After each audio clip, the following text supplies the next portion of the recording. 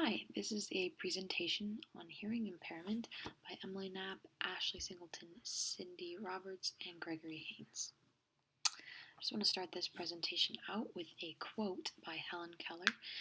She says, "I am just as deaf as I am blind. The problems of deafness are deeper and more complex, if not more important, than those of blindness. Deafness is as much worse misfortune, for it means the loss of the most vital stimulus, the sound of the voice that brings language, sets thoughts astir, and keeps us in the intellectual company of man." So, what is the definition of hearing impairment? The official definition of hearing impairment by the Individuals with Disabilities Education Act is an impairment in hearing, whether permanent or fluctuating, that adversely affects a child's educational performance but is not included under the definition of deafness. It is considered a low incidence disability.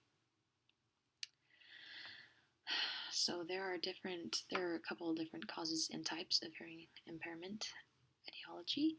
The first being conductive hearing loss, caused by someone or something stopping sounds from getting through the outer or middle ear.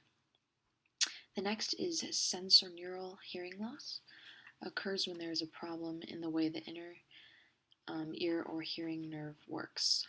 Next is mixed hearing loss, a type of loss that includes both conductive and sensorineural hearing types. The last is auditory neuropathy spectrum disorder. This occurs when sound enters the ear but damage to inner ear causes disorganization of sound. The brain cannot understand the sound entering the ear. There are 4 degrees of hearing loss. The first is mild, which means they may hear some speech sounds, soft sounds are hard to hear. The next is moderate, meaning they may hear almost no speech when another person is talking at a normal level. Severe means they will hear no speech when a person is talking at a normal level and only some loud sounds. Profound means they will not hear any speech, only very loud sounds. Hearing loss is often described as unilateral or bilateral. Hearing loss in one ear, unilateral, or both ears is bilateral. Another way it's described is prelingual or postlingual. Hearing loss occurs before a person learned to talk, that would be prelingual, and then after they learn to talk would be postlingual. Symmetrical/asymmetrical. Hearing loss is the same in both ears, that's symmetrical, or different in each ear, asymmetrical. One ear may be able to pick up sound better than the other. Progressive or sudden. So progressive is when hearing loss worsens over time, and sudden means it happens quickly. Fluctuating or stable. Hearing loss gets better or worse over time, that would be fluctuating, or stays the same over time, that would be stable. Congenital or acquired, and then /delayed or onset. Hearing loss is present at birth, that would be congenital, or appears sometime later in life, that is acquired or delayed onset. So, how common is hearing impairment in children? The prevalence rate is 14.9% of children have low or high frequency hearing loss of at least 16 decibel hearing level in one or in both ears. 1.4 per 1,000 children have bilateral hearing loss of 40 decibels or more. A child who has difficulty learning and functioning due to focus issues associated with syndromes, hearing loss, or who has been identified as a special needs student can be eligible for an IEP, which is an individualized education program. So, what are the treatment options for the hearing impaired?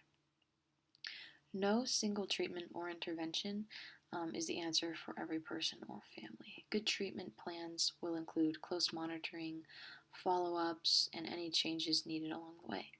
There are many different types of communication options for children with hearing loss and for their families. Some of these options include learning other ways to communicate, such as sign language, technology to help with communication, such as hearing aids and or cochlear implants, medicine and surgery to correct some types of hearing loss, and family support services. Tips for teachers with hearing impaired students. Use captions. All students can benefit from captions, but especially those with hearing impairment or that are deaf. Plus, those with English as a second language can definitely benefit from captions. Make use of available technology. Many classrooms are now equipped with technologies such as interactive whiteboards and sound field amplification systems. If you have access to these technologies or anything similar, ensure that you've been briefed on how to use them to complement your teaching. Use visual stimulus. Once again, this not only benefits hearing impaired students or deaf students. Pretty much all students will benefit from this. It'll make your classroom more interesting, and students will be more likely to stay engaged. But students who have a hearing impairment require visual cues and support in their learning to assist their understanding of content. Teachers can use visual stimuli such as providing lesson outlines, main points, and any directions on the interactive whiteboard or display boards to help these students. Consider classroom arrangement. Ensure that these students are in a position where your face, and ideally the faces of other students if they are participating in class discussion, are clearly visible and where the sound of your voice is least obstructed. And lastly, keep unnecessary noise to a minimum. Students who have a hearing impairment find it very difficult to concentrate when there is background noise. Blocking out some or all of this noise through closing doors or windows can be a simple and effective measure. Remember that even if your student or students use assistive hearing technology, they do not hear in the same way that their peers do. They will benefit from having unnecessary background noise removed or brought to a minimum. So one last quote to consider. This is by Marley Martin. She said, "I can hear you and I can watch your mouth move. And then I put together the sounds and the visual image, and I can understand the words as I integrate the two signals." Thank you for watching.